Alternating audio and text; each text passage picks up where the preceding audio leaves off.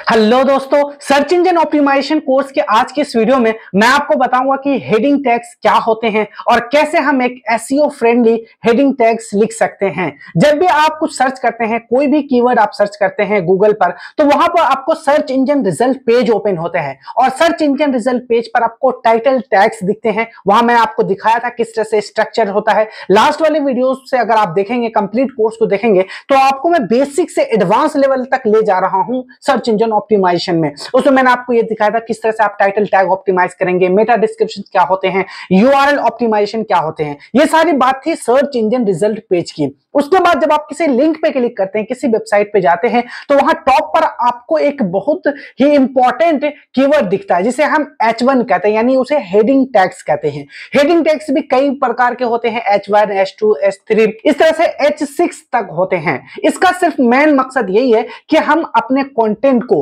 User के लिए as well as search engine के लिए इजी बनाना। यानी आप जब भी कोई कंटेंट लिखते हैं तो इस तरीके से लिखिए कि वो स्ट्रक्चर वे में रहे, ताकि यूजर के लिए रीड करना आसान हो और जब क्रॉलर भी हमारे वेबसाइट पर आए, वो क्रॉल करे तो उसको ऊपर में ही पता चल जाए कि ये कंटेंट किस बारे में है, वेब पेज किस बारे में है। जैसे आपने ये लिखा, how to become a successful affiliate marketer, ये आपका क्या है, टाइटल टैग था जो सर्च इंजन रिजल्ट पेज पे था। और यही अगर आप टाइटल अपने वेब पेज के H1 में डाल देते हैं, यानी हेडिंग टैग्स में, तो ये सर्च इंजन के लिए काफी इजी हो जाता है अंडरस्टैंड करना। वो कंफ्यूज नहीं होता कि आपका वेब पेज किस बारे में है।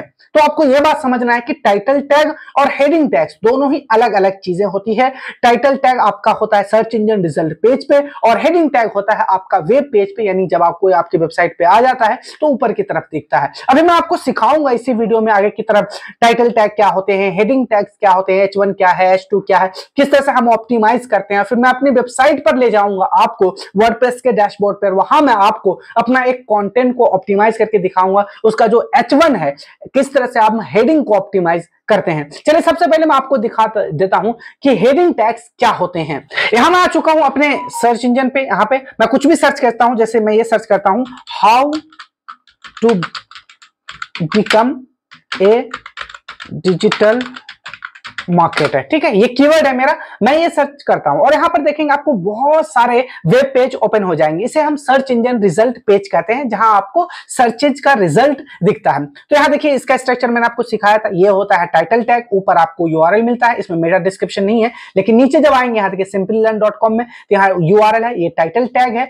और यहाँ पे डिस्क्रिप्शन है। इन तीनों का क्या मतलब होता है, क्या इंपॉर्टेंस है आपका ऑन पेज एसईओ में, ये सब मैं आपको बता चुका हूं लास्ट वाली वीडियोस में। आप उसे देखिए जरूर ताकि आपको अच्छी अंडरस्टैंडिंग हो जाए। और मैं अभी आपको अब हेडिंग टैग्स के बारे में बताऊं। तो ये टाइटल टैग्स हो गया। मैं अगर किसी भी वेबसाइट पे जाता हूं, आप मान लीजिए मैं इस पे आया सिंपली लर्न के वेबसाइट पर और मुझे यह जानना है कि किस तरह से डिजिटल मार्केटर बन सकता है, तो आपको यहां देखिए, हम कोई भी कंटेंट लिखते हैं, कोई भी वेब पेज हम उसे ऑप्टिमाइज करते हैं, तो हमारे मकसद सिर्फ दो ही होते हैं। एक होता है सर्च इंजन के अकॉर्डिंग अपने आप को ऑप्टिमाइज करना और एक है यूजर के लिए अपने आप को ऑप्टिमाइज करना। तो हमारे कंटेंट को ऑप्टिमाइज करने का दो ही मकसद होता है कि जितना आसान हो सके हम अपने यूजर के लिए भी बनाएं और हम सर्च इंजन को भी हेल्प करें क्रॉल करने में, इंडेक्स करने में, ठीक है। तो मैंने ये सर्च करा है, how to become a digital marketer learning path explorer. आप यहां देखेंगे ये जो सिंपली लर्न का, यहां जो टाइटल टैग अलग था, लेकिन जैसे ही मैं इस पे क्लिक करता हूं, यहां देखिए हेडिंग टैग थोड़ा सा डिफरेंट है और ये हेडिंग टैग इसी को कहते हैं। जब भी किसी कंटेंट के टॉप पर दिखता है, टॉप पर इसलिए दिखता है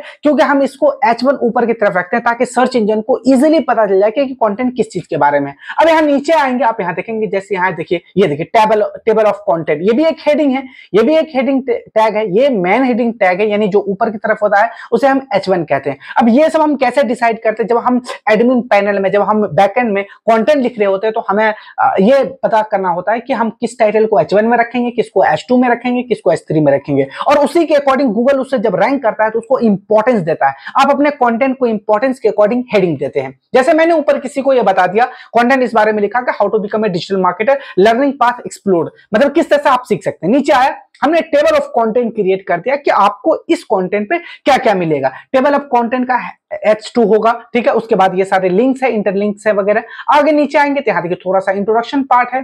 उसके बाद फिर यहाँ पे देखिए, ये भी एक हेडलाइन हेडिंग टैग है, reason to learn digital marketing, आपको क्यों सीखना चाहिए डिजिटल मार्केटिंग। अब देखिए नीचे आएंगे, फिर देखिए एक और मिल जाएगा आपको, the growing digital marketing job market, ये देखिए नीचे आएंगे इस तरीके से, यहाँ पे ये भी आपको हेडिंग टैग्स ही मिल रहे हैं, ये सारे हेडिंग टैग्स है।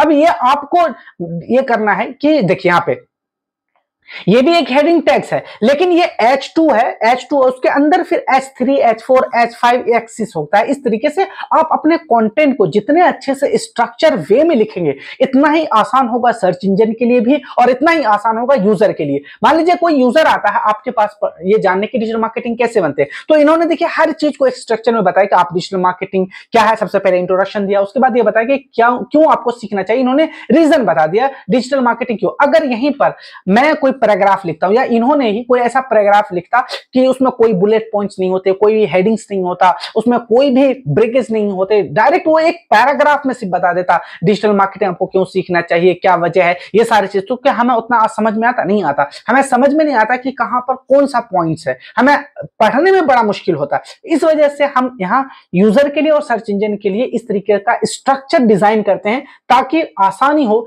सर्च इंजन को समझने में। यहाँ देखिए फिर हमने reason to learn digital marketing, उसके बाद हमने थोड़ा सा इंट्रोडक्शन लिखा, फिर उसके बुलेट पॉइंट्स, उसके बाद यहाँ पर नीचे आएंगे the growing digital marketing job market, ये भी H2 है। अब नीचे आएंगे तो यहाँ देखिए और भी यहाँ पे एक तो H2 ये हो गया, what skill do you need to learn become a digital marketing manager, digital marketing बनने के लिए आपको क्या क्या स्किल चाहिए। इन्होंने फिर उसे स्ट्रक्चर, अभी मैन जो हेड वन था, मैन जो हेडिंग टैग था H1 की कैसे आप डिजिटल मार्केटिंग सीखे, उसके अंदर भी इन्होंने H2 लिखा, H2 what skill do you need. अब इसके अंदर H3 का इन्होंने इस्तेमाल किया, आपको क्या क्या स्किल होना चाहिए, strategic thinking, do data analysis है, knowledge of the key digital marketing channel, knowledge of marketing funnel, ये सारी चीज विजुअल मार्केटिंग पर आप देख रहे हैं कितना स्ट्रक्चर वे में इन्होंने कंटेंट को रिप्रेजेंट करा है यूजर के सामने। ठीक है, इस तरह से मैं भी अपने वेबसाइट पर, जहां मैं अभी आपको सिखाऊंगा, तो मैं ब्लॉग में जाता हूं, मैं आपको यहीं पे एक किसी कंटेंट को एडिट करूंगा और वहां पे आपको सिखाऊंगा कि किस तरह से आप भी ऑप्टिमाइज कर सकते हैं। कोई एक कंटेंट मैं यहां से क्लिक करता हूं, 10 प्रूवन वे टू, यहां देखिए ये है 10 proven way to increase website traffic, कैसे आप बढ़ाएं। तो यहां देखिए मैंने भी क्या करा, पहले यहां पे इंट्रोडक्शन पार्ट लिखा है, उसके बाद ये तो H1 है, ये मेन हेडिंग टैग्स है, उसके बाद ये सारे जो नीचे है ये H2 है। ठीक है, उसके बाद मैंने फिर इसके बारे में बताया कि कंडक्ट रिसर्च करना चाहिए आपको, फिर उसके बाद क्रिएट यूनिक कंटेंट। आपको अगर मुझे और ये बताना होता कि किस तरह से आप यूनिक कंटेंट क्रिएट कर सकते हैं, क्या क्या वो चेकलिस्ट है जो आपको फॉलो करना चाहिए, तो मुझे एक और हेडिंग यहाँ पे बनाना पड़ता। इस H2 के अंदर ही मैं H3 बनाता और फिर उसके बाद उसको बुलेट्स पॉइंट्स में मैं उसे और डिस्क्राइब करता। इस तरह यहाँ पे देखिए गेस्ट ब्लॉगिंग, यहाँ पे मैंने बता दिया कि गेस्ट ब्लॉगिंग आपको करना है अगर आप वेबसाइट ट्रैफिक इंक्रीज करना चाहते हैं। अब मैं यहाँ पर अगर और ये बताता कि most important website for the guest blogging, ऐसे कौन कौन सी वेबसाइट है जहां पे गेस्ट ब्लॉगिंग को अप्रूव किया जाता है, फिर मैं उसका वेबसाइट बनाता, वहां पे उनको उनके पॉइंट्स को यहाँ पे और डिस्कवर करता, एक्सप्लोर करता। तो मैं एक और हेडिंग बनाता गेस्ट ब्लॉगिंग के अंदर ही। तो अब यहाँ देख रहे हैं कि आपको जो हेडिंग टैग ऑप्टिमाइज करने का सिर्फ एक ही मकसद है कि हम अपने कंटेंट को ऑप्टिमाइज करते हैं ताकि यूजर को, जो हमारे रीड करेंगे, जो हमारे यूजर है और सर्च इंजन को, दोनों को समझ में आ जाए कि हमारा कंटेंट किस बारे में है और उन्हें पढ़ने में भी आसानी हो। चलिए अब मैं आपको इसके कुछ इंपॉर्टेंट पॉइंट से रूबरू कराता हूं। अगर आप एक हेडिंग है, आप कोई कंटेंट लिख रहे हैं, तो हेडिंग किस तरह से ऑप्टिमाइज करेंगे, किस तरह से आप अपनी वेबसाइट के लिए H1, H2, H3 को इफेक्टिवली इस्तेमाल कर सकते हैं और अपनी रैंकिंग को इंप्रूव कर सकते हैं, अपने यूजर को एक अच्छा एक्सपीरियंस दे सकते हैं अपनी वेबसाइट पर। यहां देखिए लिखा हुआ optimizing heading tags H1, H2, H3 is crucial for improving search engine optimization because search engine use this tags to understand the structure and hierarchy of your content. जब भी सर्च इंजन क्रॉल करता है अपने backend में और वो आपकी website पर आता है, जब आपको हेडिंग में ही, जबकि टॉप पर ही आपका H1 मिल जाता है, यानी H1 एक ऐसा टाइटल होता है जो आपके कंटेंट के बारे में बताता है कि कंटेंट किससे रिलेटेड है। अभी मैंने आपको दिखाया था सिंपली लर्न का, वहां किस तरह से लिखा होता है how to become a digital marketer. तो इसको क्रॉलर को ऊपर से ही पता चल जाता है कि आपका कंटेंट किस चीज के बारे में, और इससे हेल्प करता है सर्च इंजन को ये सारी चीजें। ठीक है, आगे यहाँ पर मैं कुछ पॉइंट्स बताऊंगा आपको। अगर आप कोई हेडिंग टैग्स लिख रहे हैं तो ये सारी चीजें आपको माइंड में रखनी है। सबसे पहला, use a single H1 tags per page. आपने कोई एक कंटेंट लिखा, ऐसे लिखा आपने how to become a affiliate marketer, तो आपको जो H1 है वो एक ही रखना है, सबसे टॉप पर रखना है, एक ही H1 रखना है। ऐसा नहीं अगर आपने दूसरे पेज के लिए या फिर सेम पेज के लिए 2 H1 आपने लिख दिया तो इससे क्या होगा, गूगल कंफ्यूज होना। आपका काम है गूगल को इजी करना, गूगल को ये हेल्प करना कि वो अंडरस्टैंड कर सके इजीली, ताकि वो कंफ्यूज ना हो और उसको कोई दूसरा सर्च इंजन रिजल्ट पेज पे वो ना दिखा दे। इसलिए मैं चाहता हूं कि जब भी हमारे कंटेंट से रिलेटेड क्वेरीज आए तो हमारा वेबसाइट, हमारा कंटेंट वहां पर शो हो। तो इसलिए आपको H1 एक ही रखना है। The H1 tag represents the main heading of your page and should provide a concise and accurate summary of the page content.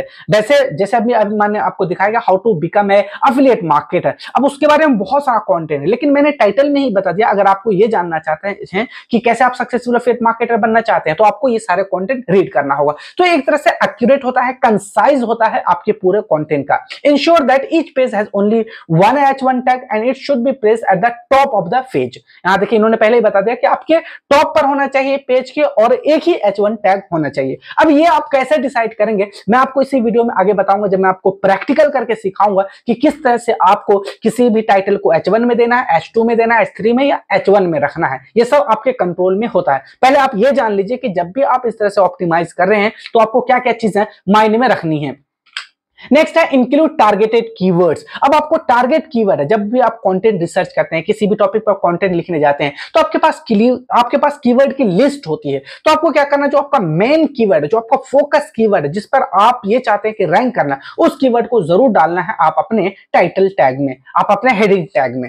Incorporate relevant keywords naturally in your heading tags that help search engine understand the main topic of your content. मैं आपको पहले बता चुका हूं, don't over optimize, ensure that the keyword flow naturally within the context of the heading. अब ऐसा नहीं करना आपको हेडिंग टैग में बार बार अपने कीवर्ड को ही प्लेस कर रहे हैं। ऐसा करना कि रीडेबल हो, रीड करना भी उसे इजी हो, सर्च इंजन को भी वो समझ में आ जाए। कीवर्ड स्टफिंग नहीं करना है, बिल्कुल ऐसा होना चाहिए जैसे नेचुरल होना चाहिए। जैसे मैंने अभी आपको दिखाया था how to become a digital marketer. यहां देखिए बिकम डिजिटल मार्केटर, यानी मेन कीवर्ड इनका क्या हो गया, डिजिटल मार्केटर है। कोई बंदा जो डिजिटल मार्केटिंग सीखना चाहता है, वो ये जानना चाहता है कि कैसे बने, तो यहाँ पे मेन फोकस डिजिटल मार्केटर था। तो आपको ऐसे ही अपने टारगेट कीवर्ड जो है उसे इंक्लूड करना है अपने हेडिंग टैग्स में।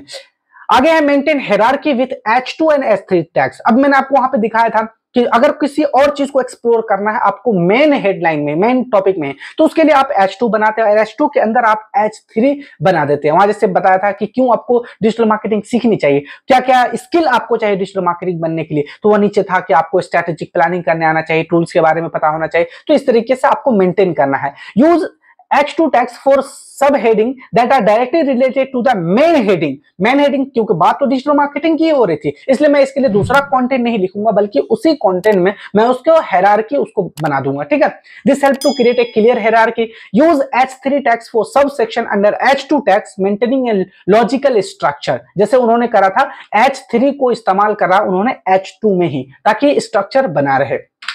आगे यहाँ पे create descriptive and engaging headline. ऐसा हेडलाइन लिखना है जो इंगेजिंग हो, जिससे आपके यूजर को पता चले कि आपका कंटेंट किस चीज के बारे में। मैं आपको पहले बता चुका हूं, ये भी कुछ ना हद तक ये टाइटल टैग की तरह होता है जो सर्च इंजन रिजल्ट पेज पे शो होता है, लेकिन ये होता है आपके वेब पेज पर, और इसे हम हेडिंग टैग्स कहते हैं। ये इंगेजिंग होना चाहिए, डिस्क्रिप्टिव होना चाहिए।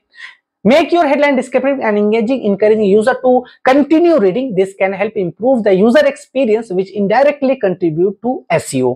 समझ में आ गया होगा आपको।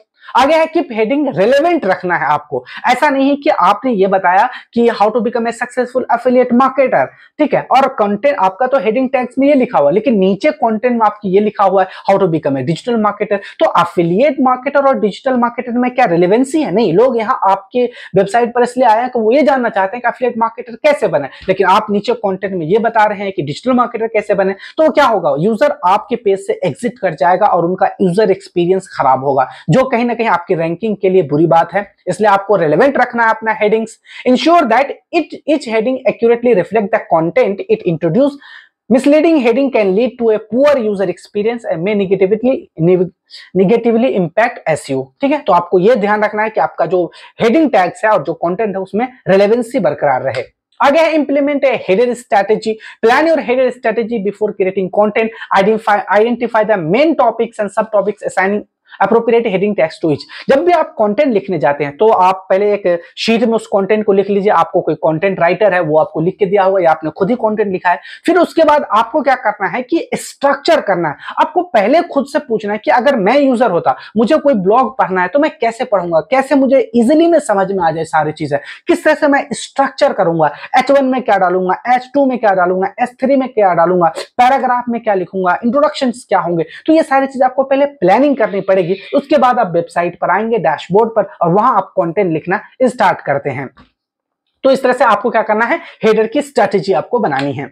अब मैं आ चुका हूं अपनी वेबसाइट पर, जहां मैं आपको प्रैक्टिकल करके सिखाऊंगा कि किस तरह से आप किसी भी हेडलाइन को H1, H2, H3 में डाल सकते हैं। ठीक है, ये देखिए मेरे ब्लॉग्स हैं, सारे लिखे हुए हैं। ठीक है, ये सारे ब्लॉग है, ये फ्रंट एंड है, आपको वेबसाइट पे दिख जाएगा। अब मैं इसके बैकएंड में जाता हूं अपने वर्डप्रेस के डैशबोर्ड पे। ठीक है, यहां से मैं आपको सिखाता हूं, क्योंकि आप किसी भी चेंज करना चाहते हैं, किसी भी कंटेंट को चेंज करना चाहते हैं, तो आप पहले डैशबोर्ड में आएंगे अपने वर्डप्रेस वेबसाइट के। यहां मैं आपको वर्डप्रेस पे सिखा रहा हूं। अगर आपका वेबसाइट वर्डप्रेस पे है, अगर आपका कोई कोडिंग पे है वेबसाइट, तो आप अपने डेवलपर को बताएंगे कि उनको सोर्स कोड में ये डाल दीजिए। ठीक है, तो वहां कोडिंग से रिलेटेड है, मैं यहाँ कोडिंग से रिलेटेड नहीं बताऊंगा, मैं वर्डप्रेस में बताऊंगा। ठीक है, तो आपको जाना है पोस्ट में, मैं ऑल पोस्ट में जाऊंगा और मैं यहाँ पे आपको दिखा देता हूँ। ये है एक मेरा कंटेंट, मैं इसे एडिट करूंगा। ठीक है, कंटेंट ये है। ठीक है, ये एफिलिएट मार्केटिंग का है। ठीक है, यहाँ है कंटेंट, और यहाँ देखिए मैं इधर भी खोल दिया हूँ आपको। इस तरीके से ब्लॉग कोई भी शो होता है। यहाँ मैं एज ए यूजर शो कर रहा हूँ, और यहाँ पे मैं एज ए एडमिन यहाँ पे मैं इसे एडिट करूंगा। ठीक है, तो यहाँ देखिए इस तरीके से सीखता है। ये होता है आपका फीचर इमेज। ठीक है, उसके बाद ये आपका H1 हो गया, जो मेन हेडिंग टैग्स है। नीचे इंट्रोडक्शन, कुछ इमेजेस हैं, फिर उसके बाद H2 है, फिर नीचे इसी तरह से H2 है। मैं इसे थोड़ा सा लॉन्ग नहीं करा, नहीं तो अगर मुझे जरूरत पड़ती है H3 डालने के लिए, तो मैं किसी एक के अंदर ही H3 डाल देता। ठीक है, अब यहाँ पर आएंगे आप, ये देखिए आपका मेन कंटेंट है। अब जब भी कोई मेन टॉपिक लिखते हैं तो वो H1 में जाता है हमेशा। ठीक है, उसके बाद आपने इंट्रोडक्शन लिखा, उसके बाद जैसे यहाँ देखिए हेडलाइन है, मैं इस पे जैसे ही क्लिक करूंगा तो यहाँ वर्डप्रेस में एक बहुत अच्छा फीचर है, यहाँ से आपको पता चल जाता है। यहाँ पे देखिए, इस पे जब आप क्लिक करेंगे तो H2, H3, H4, H6 तक है। यानी मैं आपको पहले बता चुका हूं, हेडिंग टैग्स H1 से H6 तक होते हैं। आप अपने इंपॉर्टेंस, कंटेंट के इंपॉर्टेंस के अकॉर्डिंग उसे आप हेडिंग दे सकते हैं। तो मैं इसे ऊपर वाले को H1 का दे चुका हूं, और मैं आपको पहले बता चुका हूं कि H1 एक ही होना चाहिए, वो भी टॉप पर होना चाहिए, तो मैं उसे टॉप पर रखा हूं। उसके बाद यहाँ देखिए बाकी सारी चीजें यहाँ पे फीचर, इसे बोल्ड कर सकते हैं, इसमें आप इंटरनल लिंकिंग कर सकते हैं, ये कर सकते हैं। लेकिन मैं यहाँ पर आपको हेडिंग के बारे में सिखाऊंगा। यहाँ पे जैसे आप है understand the basics of affiliate marketing, सबसे पहला स्टेप ये है आपका। उसके बाद ये है कि चूज योर नीश है। अब यहाँ पे जैसे ये चूज योर नीश है, ये H2 में है। अगर मैं इसमें कहीं पर भी, ठीक है, मैं अगर इसी के अंदर मुझे ये बताना हो कि चूज योर नीश ये है, तो मैं ये भी बता सकता हूं आगे कि how to choose your niche. आप अपना कैटेगरी कैसे डिफाइन कर सकते हैं, कि आप अपना हेल्थ से रिलेटेड, फूड से रिलेटेड, व्लॉगिंग से रिलेटेड, डिजिटल मार्केटिंग से रिलेटेड अगर आप कंटेंट लिखना चाहते हैं, तो आप किस तरह से नीश डिसाइड करेंगे। तो मैं एक हेडिंग यहाँ पे ऐड कर सकता हूं, मैं आपको दिखा देता हूं। ठीक है, अब इसी के अंदर मैं यहाँ पे ये करूंगा, how to choose your niche. ठीक है, ये है। ठीक है, मैं चाहता हूं अब मैं इसके नीचे अंदर फिर कंटेंट मैं यहां पे डालूंगा। ठीक है, अब सबसे पहले मैं क्या करूंगा, इस हेडिंग को मुझे डिसाइड करना पड़ेगा कि मैं इसमें किस में डालूंगा। यहां देखिए ये H2 है, मैं आपको पहले बता चुका हूं कि जब भी आप H3 इस्तेमाल करें तो सब सेक्शन बना दीजिए। तो मैं इसको क्या करूंगा, इस पे क्लिक करूंगा और यहां पे जाऊंगा मैं। ठीक है, यहां से देखिए हेडिंग है, और इसको मैं क्या करूंगा, आ गया, ये है, इसको मैं बना दूंगा H3। ये देखिए अब ये H3 हो गया। ठीक, नीचे में से यहां से ये कर देता हूं। ये तो H2 है क्योंकि ये दूसरा पार्ट है, आगे की पार्ट है जब मैं बता रहा हूं कि कैसे आप एफिलिएट मार्केटर बन सकते हैं। लेकिन मुझे कुछ ऐसा समझाना है, किसी एक कैटेगरी के अंदर ही और डिटेल में समझाना है। तो मैं यहाँ पे ये बना दिया कि जैसे मैंने दूसरे में बताया कि अगर आप बनना चाहते हैं एफिलिएट एक्सपर्ट, तो आपको पहले किसी एक नीश को चूज करना पड़ेगा। उसी में मैंने ये भी बता रहा हूँ कि आगे आप किस तरह से नीश को चूज कर सकते हैं। तो ये यहाँ देखेंगे आप H2 है, ये देखिए ये H2 है। ठीक है, अब मैं क्या करूंगा, यहाँ देखिए ये आएंगे, ये H3 मैंने इसे डिनोट कर दिया। अब नीचे मैं कंटेंट लिखना स्टार्ट करूंगा, जो भी कंटेंट किस तरह से आप चूज करना है, आपको क्या है वो कंटेंट नीचे लिख दूंगा। तो अब आपको समझ में आ रहा होगा कि किस तरह से हम किसी भी टाइटल को हेडिंग देते हैं उसके इंपॉर्टेंस के अकॉर्डिंग। ठीक है, इसी तरह अगर मुझे ये बताना हो, या नीचे build a high quality website और ब्लॉग, आप किस तरह से, मैं ये भी दूसरा हेडिंग जोड़ दूंगा यहाँ पे, मैं बताऊंगा उसे कि किस तरह से आप अपना ब्लॉग क्रिएट कर सकते हैं वर्डप्रेस वेबसाइट पे, या फिर ब्लॉगर्स पे हाई क्वालिटी वेबसाइट कैसे बना सकते हैं। तो इसी के अंदर मैं एक सब सेक्शन यानी H3 ऐड कर दूंगा और उनका कंटेंट मैं वहां पे लिखूंगा। तो आई होप कि आपको समझ में आ रहा होगा। इस तरह से यहाँ पे आप अपडेट कर देंगे और यहां से आप देख सकते हैं कि आपका मेन हेडलाइन ये होगा, उसके बाद ये होगा आपका H2, H3। यहाँ पे H3 नहीं ऐड करा है मैंने, इसे अपडेट नहीं करा है। आई होप कि अब आप सीख चुके होंगे कि किस तरह से आप अपनी हेडिंग टैग्स को ऑप्टिमाइज कर सकते हैं और एक SEO फ्रेंडली हेडिंग टैग्स आप लिख सकते हैं। अभी तक आपको इसका इंपॉर्टेंस का भी पता चल गया होगा कि ये कितना इंपॉर्टेंट है आपके सर्च इंजन रिजल्ट पेज में, आपकी सर्च रैंकिंग में। आज की इस वीडियो में इतना ही है, मिलते हैं हम SEO कोर्स की नेक्स्ट वीडियो में। Till then good bye.